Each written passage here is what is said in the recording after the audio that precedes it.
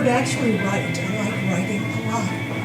Writing what? Is it poetry? Stories? I write westerns. Questions? All right.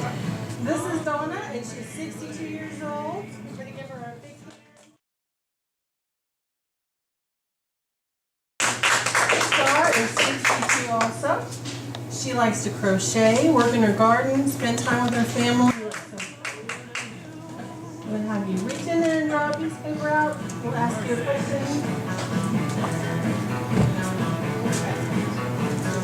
All right, Star. Tell me, what are your strengths? Turn around so we can see you. You fix them. I'll hold my phone.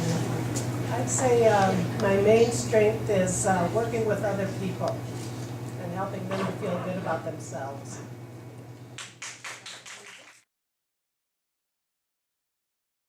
Talents on here, but I'm sure there are others. I know she's telling me that her chili is the best in the country, so that is a talent.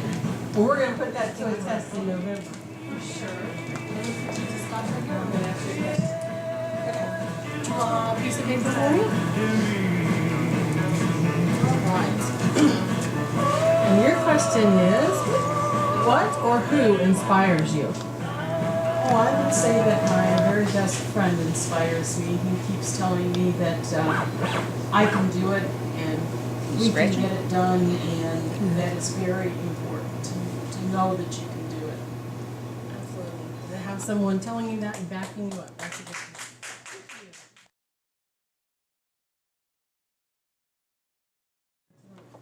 Patricia Parrott. She is 61. She likes scrapbooking, reading, shopping, shopping blogs, flower arranging, and decorating. Sorry. That's okay. I should put my glasses on. I don't have a favorite quote from you. Do you have a favorite quote? Everything's beautiful. There you go. All right. And I think one word is something that people can do to stay young. Thank you. Thank you. I agree. You always have to do that. All right. Next up is Vera. Vera is 80 years young, and she likes travel, reading, and working with children. Her favorite quote is, "Today is the day the Lord has made. Let us rejoice and be glad in it." So who or what inspires you? Children inspire me most. Children? Children. Why? Or how? Because they have such a happy attitude and they're so brutally honest and frank. That's true. Next up, we have Grace.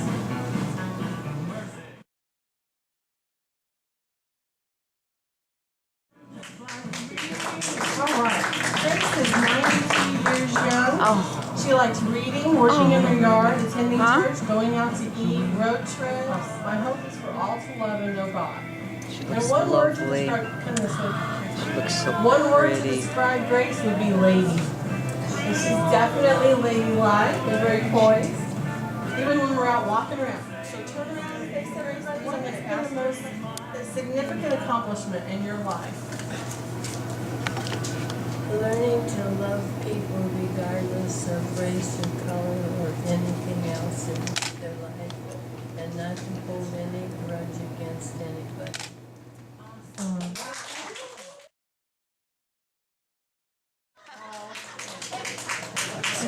Cindy is 3,248 months old. Oh, 49 years and 2 weeks. That's a lot of time. Cindy is actually 76.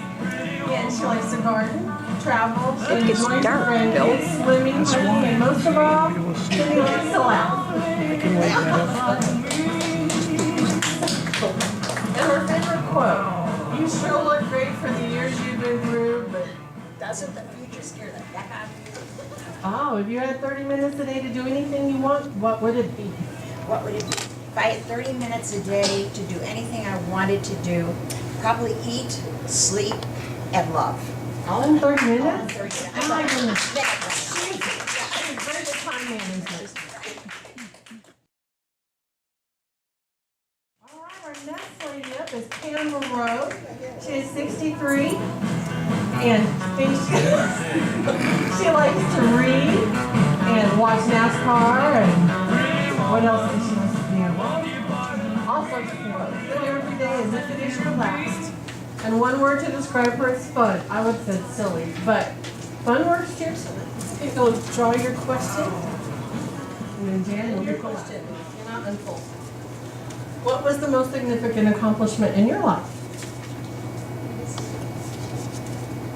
There were so many. Your favorite one. One, having children. Having children? I had my children. All right. Thank you very much. This is Jan. Sorry, I didn't realize she was back there. She's so quiet. Jan is 83. She likes church work, anything artistic.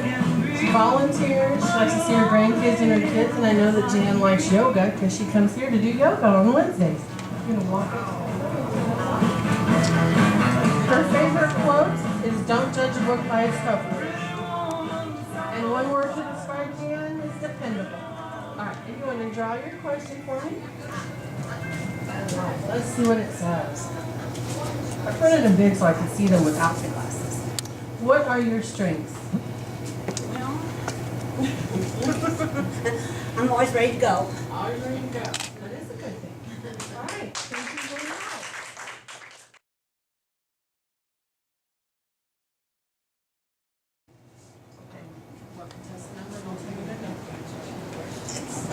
All right, first is contestant 109, and that is Jan. So, do you have a question that you would like to ask her, and then I'll run her the microphone. What was your all-time favorite song? Ooh, musical question.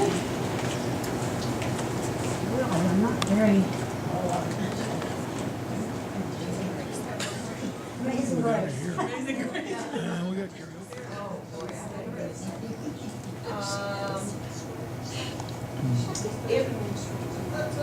If you had to choose between your talents, which one would you say is the one that benefits people the most? That's a tough question. I'm going to have to go with my writing because that's the one that reaches the most. Parrot. At Parrot. 104. 104. Sorry. Ross, do you have a question? Who's your favorite artist? You mean like any kind of artist, like songs? Any kind of artist? My husband, he's an entertainer. I knew that was coming. That was a good answer. All right, her husband is Kenny Parrott, and he performs in Branson. So, now, some of you don't know Star. She is legally blind, but she makes some of the most beautiful hand crocheted items. And so she has some over in the window as well, but she's going to demonstrate. She does it all by feel. She can't really see what she's crocheting, but she does all of her stuff by feel. So, you need a chair? No. And what I tell people is I don't have a talent. My talent is trying to be nice to people most days. Some days that's awfully hard. And when I'm here, I'll sit at the desk and I'll just kind of go like this and talk to you while I'm doing this. And I am doing it by feel because I know it looks like puzzle pieces actually is my own design. I have an autistic nephew and an autistic grandson. And puzzle pieces are the symbol for autism. And my daughter wanted me to make a blanket for him. And I made up that design and made a blanket for him out of that design. That's actually a wall hanging. But I made the dolls that are there, the clothes for the dolls, and I made that doily, and I've got baby blankets, coast to coast. But I do all this by feel. Because I can't see. Would you like a microphone? No. Sure. Sure. Okay. I'm not a singer, but all of you will probably remember this. Because when I was 7 years old, we went to my grandmother's, we had to stand up and sing for the country group people that came. Maresy does and Lindsay does, little Lindsay Dottie, and Kenny I did too, wouldn't you? If the words sound queer and funny to the ear, a little bit Nancy Dottie, just sing Maresy does. nosey-dotes, little lambsy-dee. And there's the dotes, little lambsy-dee, a tiddly-dee too, wouldn't you? And I don't sing it all. I don't know how many of you are really acquainted with me, but I've worked at so many different places. I've been at so many different shires, performing for the different queen. Well, actually, for only one queen, Queen Elizabeth.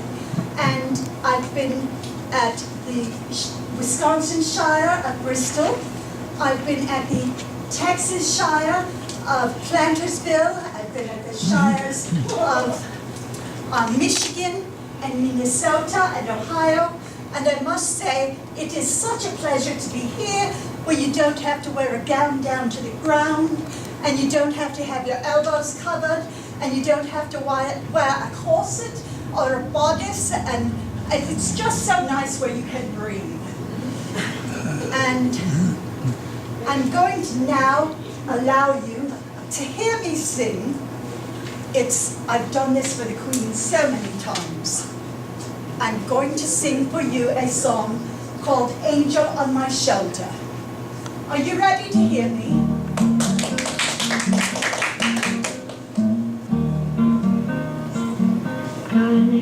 On my shoulder, and in my pocket, and I kind of put it close, and I put it in my pocket, which are all the stars above me, and I put the nearest rainbow, gonna find someone to love me, gonna find someone to love.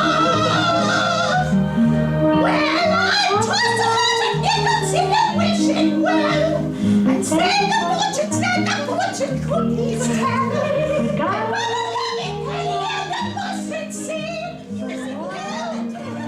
she gets upset with me when I do this, so I hope you'll forgive me for not remembering the words. And I thank you for your time.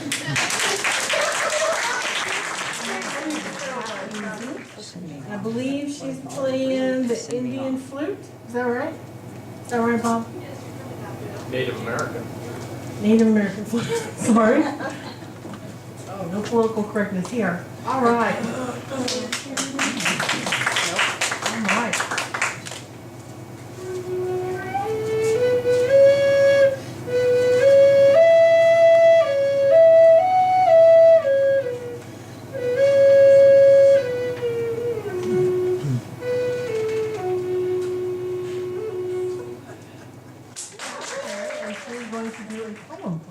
I like to write Do you want the poetry. microphone? Oh, thank you. I do like to write poetry, and I like to read poetry. I am not going to bore you all by reading one of my poems, but I found a little poem that I thought would be real appropriate for today, and it's called The Girls. When I was in my younger days, I weighed a few less pounds. I needn't hold my tummy in to wear a belted dress. But now that I am older, I set my body free. There's comfort of elastic where once my waist would be. Inventor of those high-heel shoes, my feet have not forgiven. I used to wear a 9, and now I wear a 7. And how about those pantyhose? They're sized by weight, you see. So how come when I put them on, the crotch is at my knees? I need to wear some glasses as this print is getting smaller. And it wasn't very long ago, I know that I was taller. Though my hair has turned gray and my skin no longer fits, on the inside I'm the same old me. It's just the outside I've changed a bit. Vera is going to do a reading for us. Once upon a time, in a far-off castle, there lived a queen who wished very much to have a little girl, for the castle seemed quiet and lonely. Finally, her wish was granted. A beautiful little princess was born. That day, the ground was covered with pure white snow, so the baby was named. As Snow White grew older, she became more lovely, and the queen became jealous of her. One day, the magic mirror told the queen that Snow White was fair, but she was poisoned. As soon as Snow White bit into the apple, she fell into a deep sleep. She looked as if she were dead. The wicked queen thought that at last she would be rid of the beautiful princess forever. Afraid to be found there, the queen ran away through the forest, and when it became dark, she got lost and fell from a cliff. She was never heard from. One day, he lifted the crystal top and kissed her forehead. Immediately, a miracle happened. Snow White awakened from her sleep, smiled, and stepped out. They realized that Snow White and the prince had fallen in love and waved goodbye to Snow White and the prince as they rode away to the prince's palace. They were married and lived happily ever after.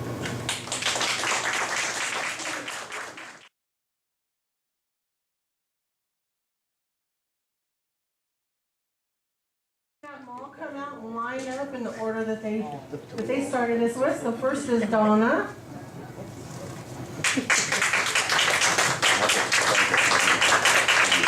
And then we're going to have Star come out next. Go all the way to the right. Pat Beasy. Pat Parrott. Vera Harden. Grace. Marcella. I have a hard time with her last name. Cindy Werner, right here with her.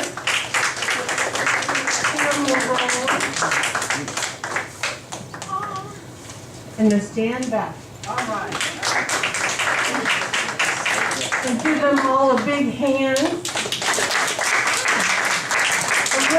I really want to thank them for helping us to make this, have a real fun day. And this is our first pageant. So we put the clocks up here. I think that was just fitting so it shows that beauty is timeless. So it worked out really nice. So we're going to announce our second runner-up first. And you'll step forward when I call your name. Pat Parrott.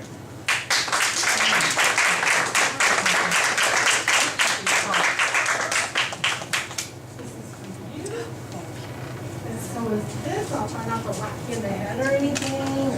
Mess up your hair. Thank you. All right. Thank you so much. Our first runner-up, Miss Cindy Warner.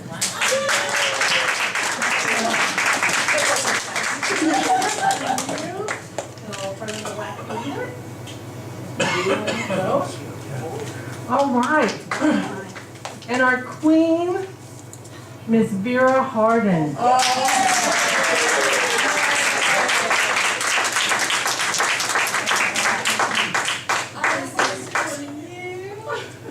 had to twist her arm. And guilt works every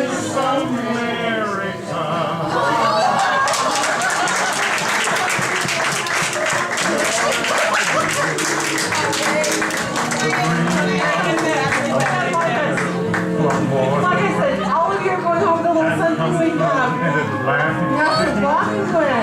For she made her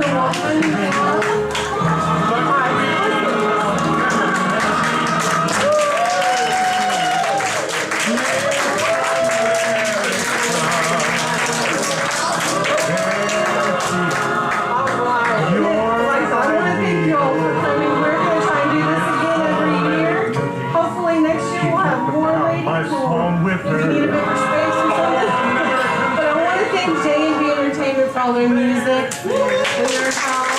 They're awesome. All of our judges, Ross, Sherry, and Billy. I don't want to call you Dennis. I don't know why. All right, and ladies, we have something for each one of you. Thank you so much for coming.